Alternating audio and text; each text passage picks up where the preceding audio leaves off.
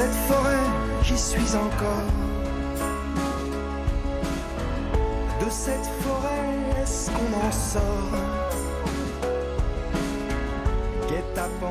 Évidemment, on n'en sort pas. On ne parle que de nature et d'hommes ce matin. Non, pas que, mais très souvent et de plus en plus. Et c'est normal. Avec un livre de cette rentrée littéraire qui aurait pu être écrit en vers, sans mauvais jeu de mots. Oui, le livre de Monica Sabolo, qui s'appelle Éden, qui paraît chez Gallimard, qui est un des livres dont on parle beaucoup en cette rentrée littéraire. Déjà, exactement. Et qui est mon préféré. On est dans la forêt. Et c'est une nouveauté chez Monica Sabolo. Vous l'avez peut-être déjà lu. Elle avait connu des grands succès avec Crans Montana et Summer, qui se passait en Suisse. Là, vraiment, changement de décor. Elle nous plonge au fond de la forêt. Quand vous dites au fond, c'est un peu inquiétant. Hein. C'est très inquiétant. Bon. Et justement, ce qui est beau, c'est cette forêt. Parce que en décrivant cette forêt, elle nous rappelle deux choses. Primo, qu'un écrivain, c'est une langue. Un roman ne se résume pas à son sujet. La littérature n'est pas seulement un pitch, c'est une langue. Et grâce à sa langue, vraiment, elle nous inquiète, elle nous alarme, elle nous émerveille aussi parce que cette forêt, elle est splendide. Je ne sais pas si vous vous souvenez les films de Walt Disney où vous avez une forêt qui devient inquiétante et qui vous attrape. Eh bien, c'est exactement le sentiment qu'on a. Parce que cette forêt, c'est le lieu de tous les fantasmes. On raconte tout sur cette forêt. Temps, hein. Voilà, depuis la nuit des temps. Et dans cette forêt-là, qui est située à côté d'un village, d'une réserve où il y a beaucoup d'autochtones, on dit tout.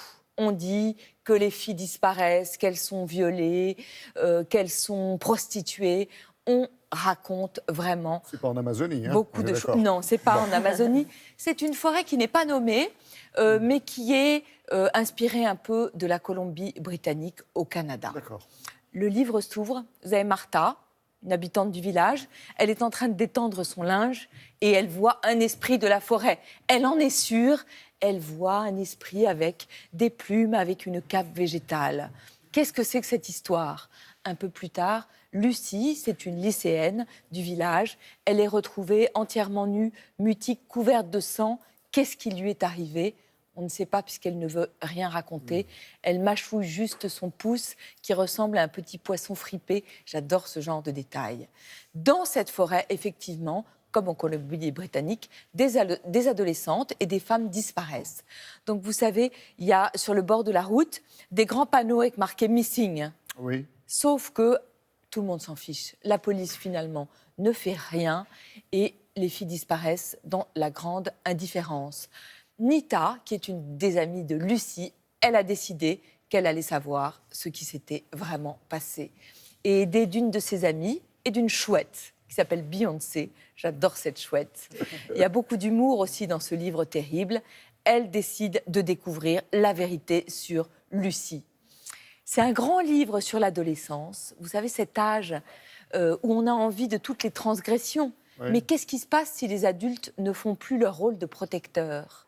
C'est un grand livre sur la domination masculine, la domination sur les filles, mais aussi la domination sur la nature. Parce que cette forêt, même si on n'est pas en Amazonie, elle est vraiment en grand danger. Il y a une société d'exploitation forestière. Ouais. Qu'est-ce qui va en rester ? On est un peu entre la légende et l'histoire vraie, un peu comme dans La Bête du Gévaudan, quoi. Oui, on est exactement dans cette dimension-là. Est-ce que c'est un livre fantastique ? Est-ce que c'est un livre hyper réaliste ? C'est un livre magnifique par la langue. Et hier, je parlais avec une libraire que j'aime beaucoup, qui s'appelle Nathalie Couder, qui est libraire à Caussade. Il faut toujours se rappeler que la rentrée littéraire, c'est pas seulement Paris. Et elle me disait, au-delà des agressions, c'est un grand livre sur la confrontation de l'homme avec la nature et avec sa force obscure, avec sa violence. Vraiment, je lui souhaite tous les succès et tous les prix. Lisez-le, vous foncez chez le libraire et vous achetez Éden, c'est magnifique. Il y a des animaux sauvages dans Éden, j'imagine, tout comme dans les albums que vous nous avez rapportés, là. Oui, il y a plein d'animaux sauvages. Et le premier métier de Monica Sabolo, elle était partie en Guyane recenser les tortues luth. Et oui. Ah oui. Eh bien, les tortues luth, on les trouve dans Les animaux sauvages. Il y a 2 volumes qui paraissent, Les grands voyageurs et les aventuriers de l'hiver. C'est aux éditions des 4 fleuves. Et on trouve tout sur les tortues luth, par exemple. Ce sont les plus grosses tortues marines et terrestres. Ouais, en danger, menacées, elles aussi. Ouais. En danger, menacées. Je ne savais pas qu'une tortue luth, ça peut faire la taille d'une vache. Ah, mais c'est énorme. C'est Ouais, énorme. ça vit très longtemps et Voilà. ça pèse son âne mort. Les Comme dit l'autre. albatros hurleurs. Ah oui, les plus grands oiseaux du monde. Les plus grands oiseaux du monde, ils peuvent rester plusieurs jours sans toucher terre, hein. Voilà, et sans agiter leurs ailes, parce Absolument, qu'ils sont tout en juste plein air. portés par les courants marins. La baleine bleue, elle fait le poids de 25 éléphants. Et ouvrez le livre, vous allez voir ce qui se passe. Manchot empereur, j'adore ces animaux là. La Ah, panthère vraiment, des neiges. Les textes sont très très bien faits. Non, et- Donc vous avez les petits Ah, textes et tout le d'un coup, brochet, la loutre. voilà, et regardez Oh, comme c'est bien fait. Une map monde. Vous avez des cartes Mais qui oui. vous montrent où habitent ces Tous ces animaux. animaux. Et là, par exemple, pour les animaux voyageurs, on voit toutes leurs migrations qui sont faites avec bien. des petites flèches.